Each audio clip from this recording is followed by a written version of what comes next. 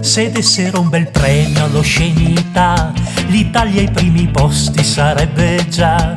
L'insulto fa di noi dei guerrafondai, per libera opinione lo scambiamo ormai. Nei centri commerciali e nelle corsie, nei parchi giochi e nelle periferie, c'è sempre un sapientone che ci darà dimostrazioni pratiche di civiltà. Figliana di Puttiglio, ma cosa fai? La cesta tua di Tazzo, la usi mai? Che gran mezzo di perda, non devi più con gli armi tritoloni, come fai tu? Tu, tu, tu. Tu, tu, tu. È occupato?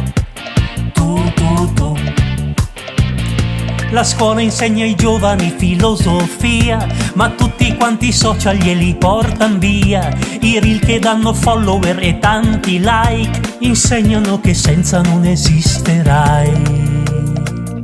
Ti annientano nascosti da più nickname, così come il nemico nei videogame, e crescono ignoranza e incapacità di confrontarsi con chi le tue idee non ha. La visibilità oggi è il nuovo Graal e tutti vogliono essere come star. Le sfide son trofei da filmare e poi le mettono sul web per diventare eroi. Figliana di Puttiglio, ma cosa fai? La cesta tua di Tazzo, la usi mai? Che gran mezzo di perda, non devi più con gli armi tritoloni, come fai tu? Tu, tu, tu. Tu, tu, tu. È sempre occupato. Tu, tu, tu. La scuola insegna ai giovani filosofia, ma tutti quanti i social glieli portan via.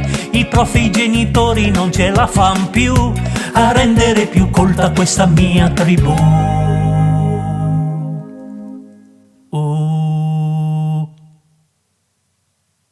Oh, finalmente libero.